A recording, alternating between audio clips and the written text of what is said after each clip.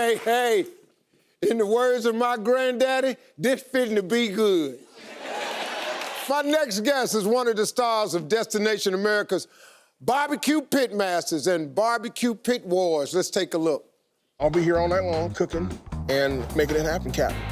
I got the pit fired up, and I just put my shoulder on here so you can take a look in there. I'm gonna cook about 270 for right now, and then I'll back it back down to 250 here in about 3 hours.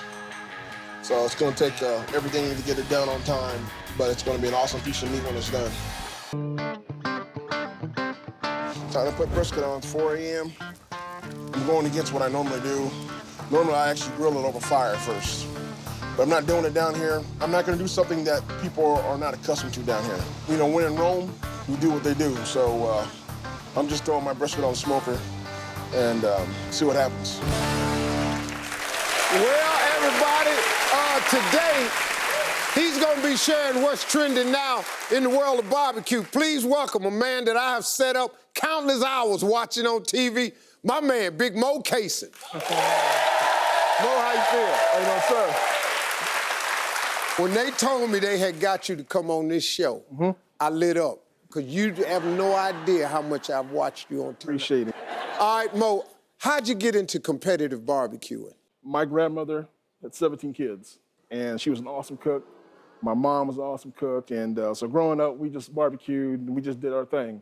Once I got out of the Navy in '93, I bought me a pit, a small one. Started cooking in my backyard, and then all of a sudden I started seeing stuff on TV, competition shows, and I said, you know what, I can do that.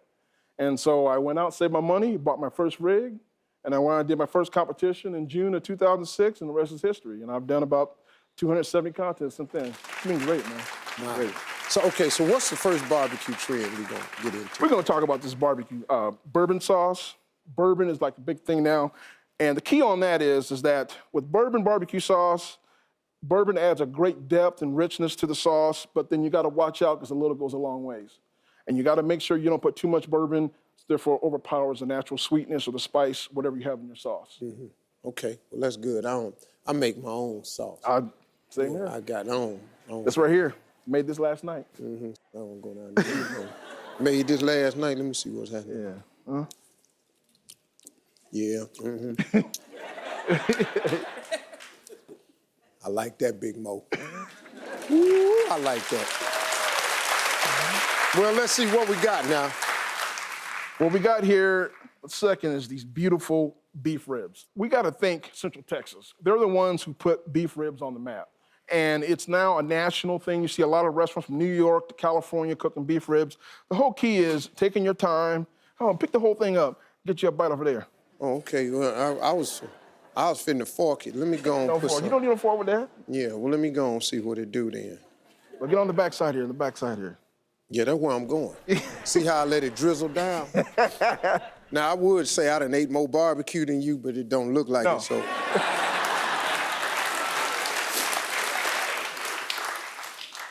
Yeah, That's pretty good right there.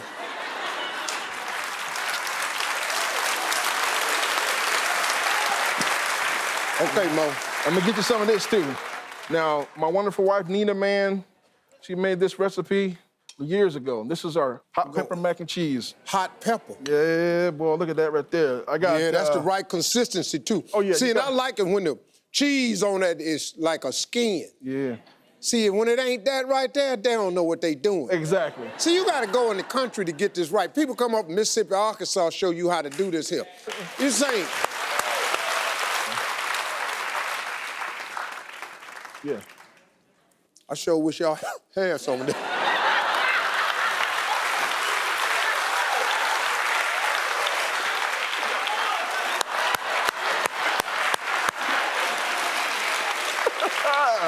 Yeah. You ever had something so good, you just go sit on your damn porch, and then ain't nobody looking, you start doing stuff you used to do when you was a kid?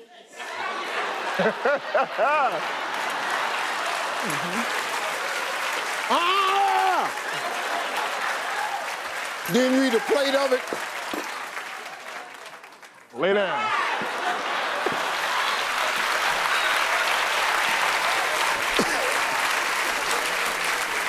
Well, let me tell you something. That's pretty good, that Moe. I ain't gonna lie to you. Okay, I appreciate it. All right, what else we got? Well, we're gonna come over here. Right here, we got a beautiful compact Duroc, about 140 pounds. And when it comes to pork, whole hog is the pinnacle. With cooking whole hog, there's a couple tips I want to give you. You can start out with a small hog, maybe 30, 40 pounds. This is 140 pounds, but make sure you got a smoker that's really consistent. The goal is to make sure that your shoulders and your hands get done at the same time. And if you got a pit that it's not balanced that way, you're gonna have to start moving the hog, spinning it, and things of that nature. And the shoulder get done first. Yeah, the shoulder. For that hand. Exactly, because you can see the size of the hams, you can see the size of the shoulders. But I'm gonna tell you, man, once you get a hog that's moist, tender, flavorful, ain't them better. As I said again, it's the pinnacle of cooking pork. See, I don't eat pork. Once the pork is placed over an open fire with charcoal, it loses all its pork properties. It then becomes a different meat called barbecue.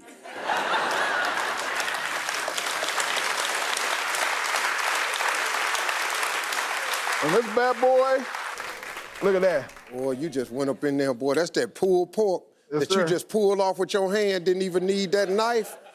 Ooh. This is barbecue. And do not pronounce the A-R.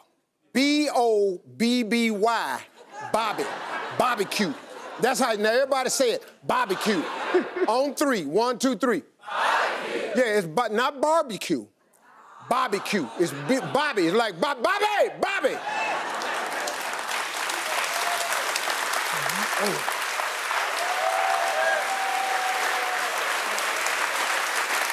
Hey, listen, y'all. Give me that, Moe. Let me show him. This is Moe Cason's barbecue. Now, you can catch my buddy Moe Cason on a marathon of BBQ Pit Wars Saturday morning, September 26th, starting at 9/8 Central. I want thanks to my buddy Moe Cason. We'll be right back, y'all. Appreciate it.